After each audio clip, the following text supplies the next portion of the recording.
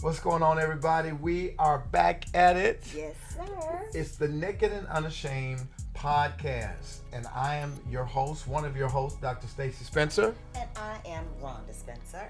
And boy, we had a week last week. We've been on vacation. We celebrated 31 years of marriage. We went to Dubai, Nigeria, and y'all, we came home and got sick. Oh my gosh. But we are fully recovered. Thanks for your prayers. We want to jump into bed tonight, not with you, but with one another, to talk about how do you get what you want in the bedroom. Oh, okay. You know what I mean? Okay. And I believe maybe you have something you can share with people out there about how they can actually get what they want. Absolutely. I think we both do, but we want to say that this podcast is for mature audiences, and what we say here is for educational purposes only. Yes, and we want you to like and subscribe and share. We believe this is going to help you, so please get ready to tune in for something that's going to be amazing. And as a matter of fact, tag, text, call some married friends, some engaged friends, and tell them you need to check this out. How to get what you want in bed. We'll be right back. We made it through the test. Strength and need, love and sex. All right, we are back at it. And babe, I was reading a scripture in the Song of Songs around chapter 5 where it says that the woman, the lover, she's anticipating her lover's arrival. She's talking about how her hands are dripping with myrrh, and she says she has washed her feet for the night. She's ready for her lover, and he thrusts his hands through the opening of the door, and his hands touched her, and she opened up the door, and he was gone. So I don't know if she was dreaming or what, but Sounds like a dream. but she was anticipating that it was about to be on in the bedroom. Sometimes we all feel like that disillusion in the anticipation of lovemaking, only to get to the bedroom and it's like, wah, wah, wah. How important is it for women and men to know what they want before they ask for what they want? It's important because you need to know what your body desires, what you're desiring at the time, but you also need to prepare for it. So the preparation, when you're talking about in the scripture, I can imagine that she was taking her nightly shower or bath. Talk about and it. getting lotioning her Is body. that part up. of the process? It's absolutely part of the process. It's a very big part of the process. Why? Because one, you don't want to get in the bed at the end of a long day, regardless if you work out of the home or in the home, and you still got the day on you. Smell like outside. I didn't want to say that. That's what I said. You still have the day I saw on you. I saw something in TikTok that said the other day that black folk are the only group of people who believe that outside is a smell. It's definitely. Excuse me. It's definitely a smell. You got me choked up because I'm thinking about when the kids would come in from smelling like outside. But it's definitely a smell. But you have to prepare for the night. And even in your preparation, I would think that every woman has their regimen. They're going to put on your extra smell goods, and their extra all in the crevices. And, I have this lotion that has pheromones in. Oh, I'm telling you. But I love it because, you just all up on me on it. But, it's... Don't be complain when I'm all up on you. I don't Because complain. you putting stuff in your sauce.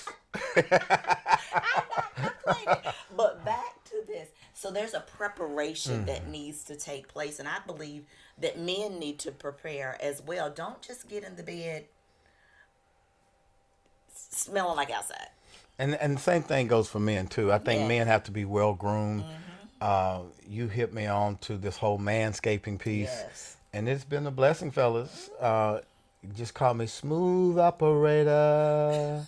Smooth operator. And if you choose not to do the laser, not the laser, I mean, that's a thought, to do the waxing, you still can manscape by using, there's a hair removal that They have these special clippers yes, so that are sensitive to the testicles and all that. But the whole thing we're starting out with is you must make preparations for the bedroom. You Yes. can't just run up in there any old kind of way. But you also said something earlier. You got to You got to know what you like. Right. How do you go as a woman? How do you go about knowing what you like so you can make certain that you're able to ask for what you want? Well, women, we're difficult, and sometimes what we like changes, or sometimes we don't know what we like without really knowing our body, being able to explore our own body, knowing what our touch feels like to ourselves before we can explain it to our husband, so those conversations can take place on like, hey, oh, I touched here and I got a little feeling, from the back of my knee that wasn't there before. Oh, let me tell this to my husband. Because at the end of the day, we're not mind readers. No. Neither partner is a mind reader.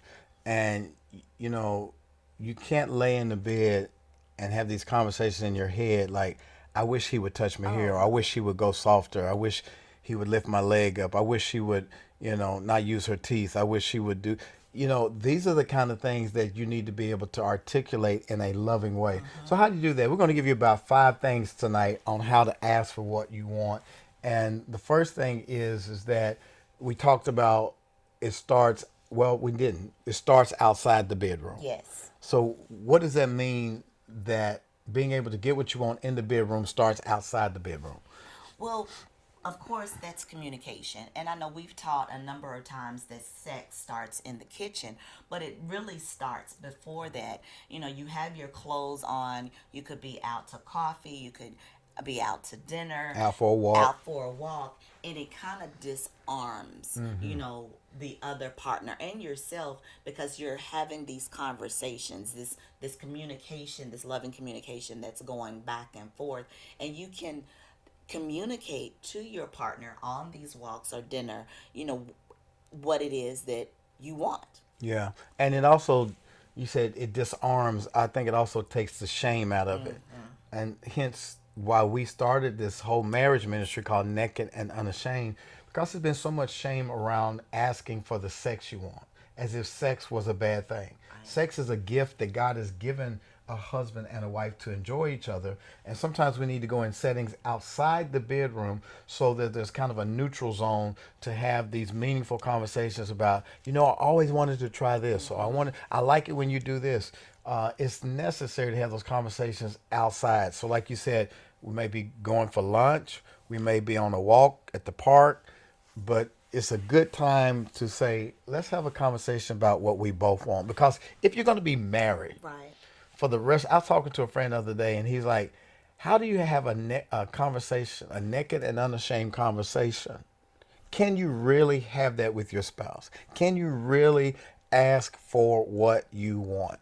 I think we have arrived. It took some intentionality yes, for us to get there. It took some trust, some hard conversations, but now, don't you feel like we can ask for what we want? Oh, absolutely. And when you were saying that, it's a level of maturity that you achieve in your marriage where you're feeling safe, where you can say absolutely what you desire, what you don't desire in the marriage without the other person feeling a certain kind of way, and knowing that, hey, this is what I'm standing on, this is what I feel, but also knowing that it could change. Like, what I'm feeling today, I may not feel it tomorrow. I'm hoping that we don't switch that often, but in the event that you feel a certain kind of way or desire a certain kind of pleasure, that you could discuss that with your spouse. And you can make a game out of it. That's the second point. Yeah. You can make a game out of it. So there's a game where you can make a list of your yeses and your nos, right? Make a list of things that you're into and the things that don't do it for you. Just for example, just grab something out the air. Years ago, my wife told me, I don't like it when you put your tongue in my ear. Yeah, I still don't. Yeah, she don't like it. She don't like it. She don't like me to play with her toes. She's like, don't get my toes wet. So, but she has told me some things she does like. Scratching her scalp, rubbing her neck, kissing on her neck.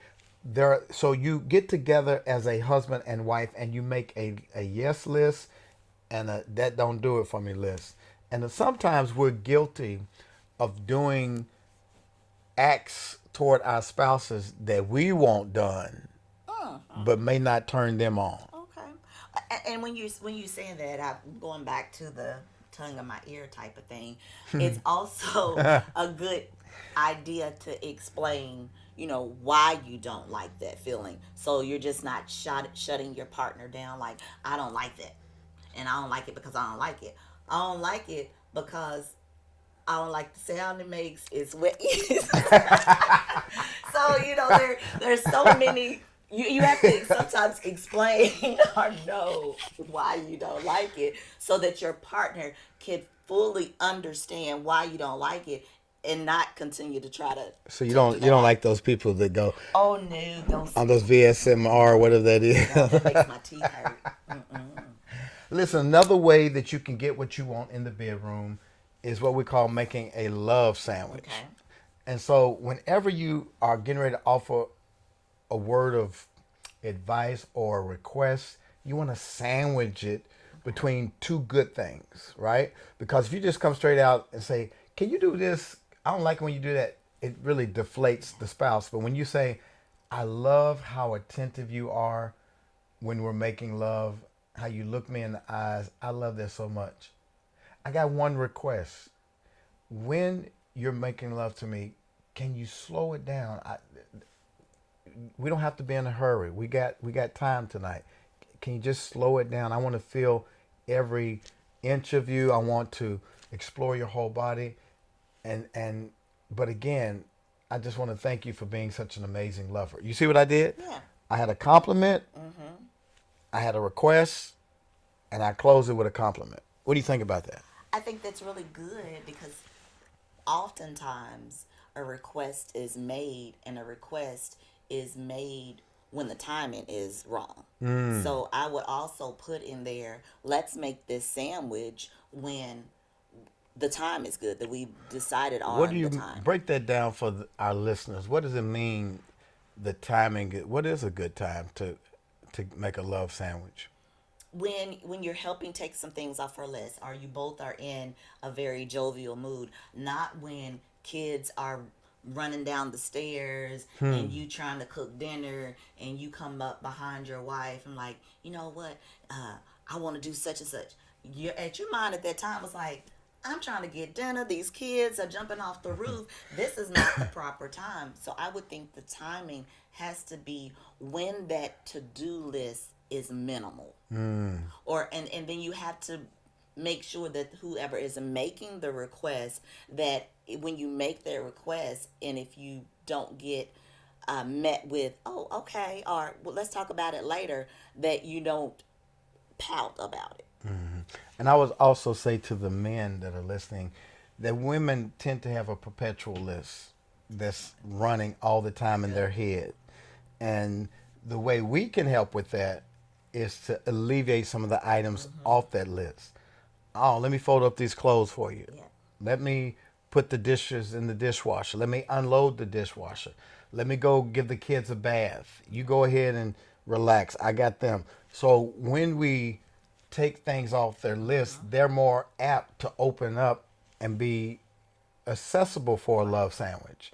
And then going back to what we said at the top, that you may go for a walk outside the bedroom, have this sandwich outside. Maybe you're driving somewhere, you got time on the highway. That's a good time to make a love sandwich. When you have no distractions, you got about 2 hours in front of you.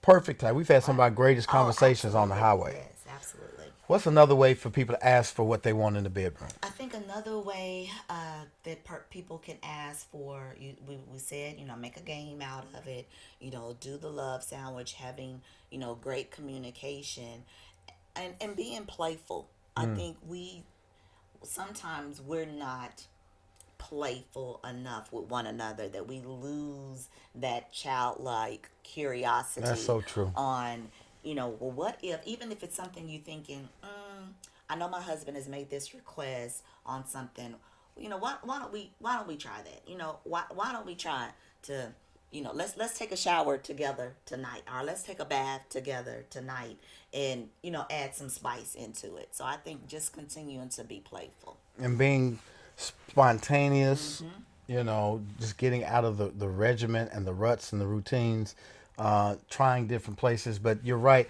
that childlike curiosity Yeah. and imagination. We have to remain playful so we can get what we want in the bedroom. Another way is to focus on the we, not just the I. Okay. Focus on the we, because what pleases me solo, something I might like solo, may not transfer into the bedroom when we come together. Okay. And I think that's why it's important that for those of you who are comfortable pleasing yourselves and touching yourselves and find nothing wrong with it, because biblically there's nothing wrong with touching yourself. However, you got to incorporate the fact that when you come together as a couple, you have to take more time in making sure the other person feels included. Right. And what works together as a couple may not work together solo. What do you think? So what works together as a couple may not work. So the opposite. What? Both Okay. way, like if you're pleasing yourself solo and you have a toy and that womanizer vibrator might work quicker than it would if you were with me. Okay. I'm going to have to take my time warming you up. I'm not going to get you there immediately. And so part of your frustration may be what's taking so long, right? Because I'm used to pleasing myself with this toy, but now I got my husband at play and I got to tell him go soft or stay right there. And so we got to make sure that what we do personally transfers to what we do as a couple. And I like the idea when you saying the we, put the we in it and not, just the I, because you have to think of the collective pleasure. I know that we are each responsible for our own That's so true. pleasure. We're each responsible for our own orgasm. We're each responsible for knowing what pleases us individually so that we can communicate that with our husband, our wife.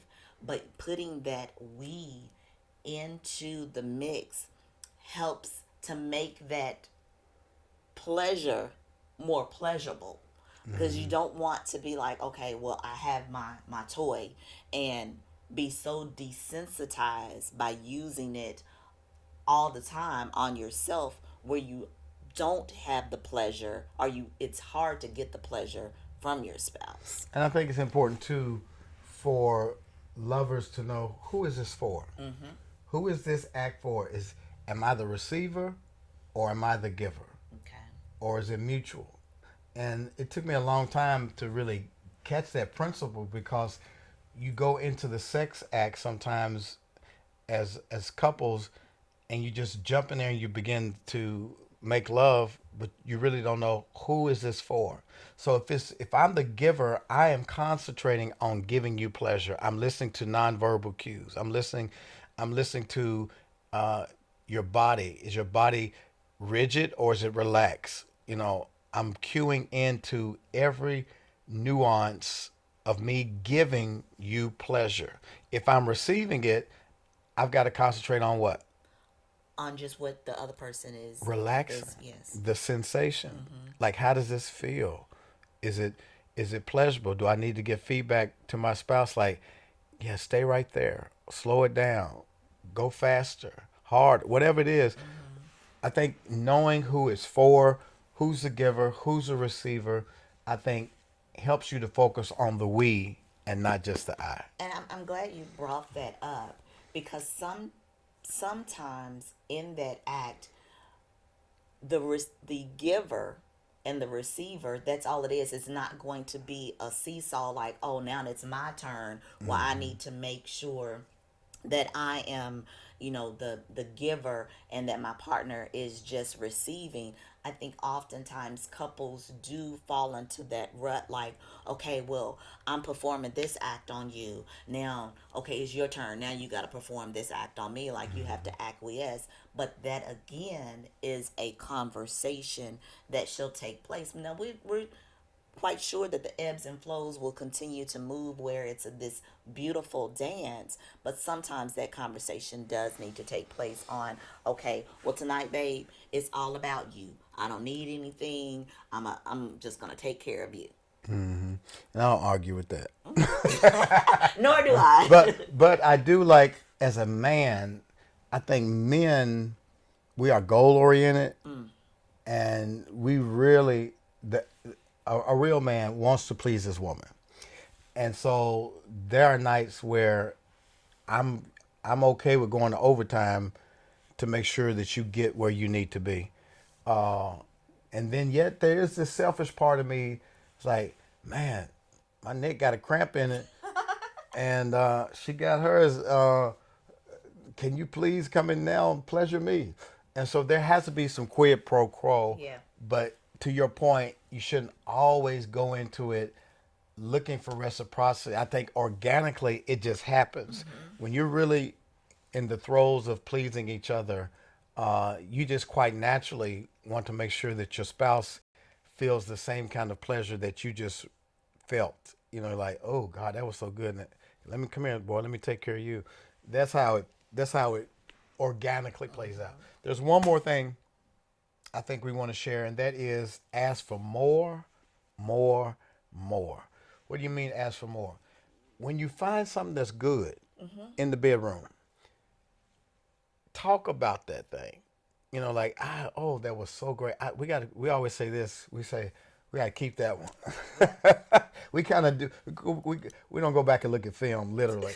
But we go back and we kind of like, you know what? That was amazing. You know, when we went in the bathroom and we did this, and let's keep that. And so we kind of like bookmark pleasant experiences and take note of what worked good. Do you think that helps? It does help, but sometimes I think, and I want to say, But you just right? wiped out I know, everything. Everything. So tell me how you really feel. However, let's use another transitional word.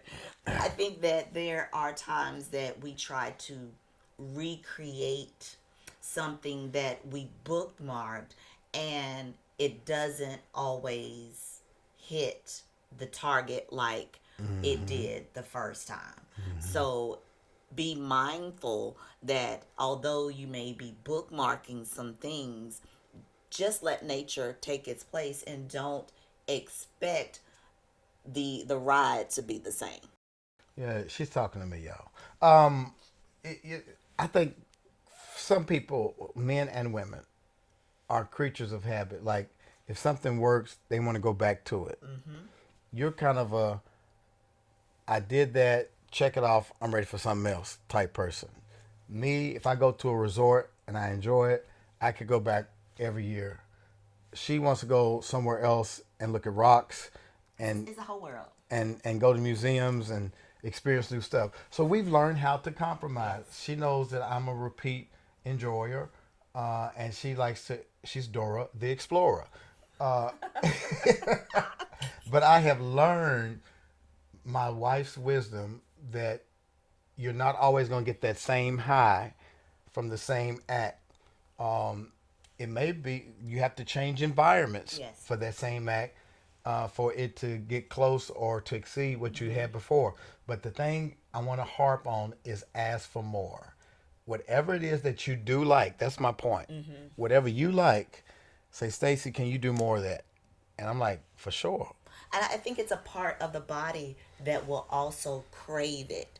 Like, the more that you enjoy a sexual experience, that your mind is going to remember it in your deep memory. You know, it's going to be in your brain stem, like, okay, this was enjoyable. And then your body will react in that way where you become, your hands moisten, you start getting more saliva, your vagina starts to wet. And so I think it's one of those things, when you do continue to please one another, that your body will crave it. Yeah. There is as you were talking about those signs of being turned on, I know people probably like, oh my gosh, I can't believe a pastor and his wife are talking like this. Well, let's go to Song of Songs in the Bible. and it is chapter 5 that I referenced when we first started. It says, I slept, but my heart was awake. Listen, my beloved is knocking. Open to me, my sister, my darling, my dove, my flawless one. My head is drenched with dew, my hair with the dampness of the night. She's wet. I have taken off my robe. Must I put it on again? I have washed my feet. Feet in the Bible is never feet. It's always the genitalia. I've washed my feet. Must I soil them again? My beloved thrust his hand through the latch opening. My heart began to pound for him. I rose to open for my beloved, and my hands dripped with myrrh. My fingers with flowing myrrh on the handles of the bolt. I opened for my beloved, but my beloved had left. He was gone. My heart sank at his departure. I looked for him, but did not find him. I called, but he did not answer. She's having a moment where she's anticipating what's about to happen in the bedroom. I think she's dreaming. Having a wet dream? Yeah. I think she's dreaming. But our dream for you is that you can ask for what you want in the bedroom, and everything you want your love life to be, it can happen. It's possible. You don't have to look over the fence. I told a young man the other day, he was like, I thought the grass was greener on the other side of the fence. You know, I went out chasing women on the other side of the fence. I said, no, the grass is greener where you water it. And if you water your grass, you're going to get some. All right, so it's important to ask for what you want. And when you learn how to ask for what you want, your grass will be greener and your grass will be moist. Anything else you want to say to the people? Thank you for watching us this afternoon. Make sure that you continue to like, share, and subscribe. And also, we have a wonderful group that we call Eden Circle. It's a group of married couples, and we are trying to stay married. Stacy and I do meetups with them. We counsel. We make sure that everything is good in their marriage. If you are interested in being a part of our inner circle, please go to theedencircle.com. Yeah, you need two things in life to make your marriage work. You need a coach. We've been married for 31 years. We want to share our insights, our learnings. We've been certified sexologists. We want to share. You need a coach, and you need community. You need people who are trying to stay married. Your altitude determines who you're flying with. And so we want you to soar with these other couples who are committed to living their lives naked and unashamed. And so we invite you to be a part of that. And then we're also planning a retreat, a marriage retreat, international marriage retreat for next year. We're talking about going to the Bahamas possibly. We're almost close to it. So stay tuned. And we're going to give you some details in the next couple of weeks. And we want you to be, it's June 5th through the 8th? Yes. Of 2025. So it's between the Bahamas and Los Cabos. Yes. We're getting close to determining which place. So be patient. We're going somewhere. All right. So listen, do me a favor. Do us a favor. If you like this tonight, would you please leave a comment in the comment section? Would you please subscribe? And do one more thing. Share this with your married couple friends. Share this with people who are getting ready to get married. They need it. You know, we say this a lot of times. The church has done a good job in telling us what we cannot do. But there's not very many people telling us what we can do in the bedroom with our intimacy. And that's why we're here. We're here for you. We're here for your friends. But don't keep us a secret. Share this, subscribe, and share with your friends. All right? We love you guys, and we will see you next week. Same time, same channel, Naked and Unashamed, SLS. Take care and be blessed.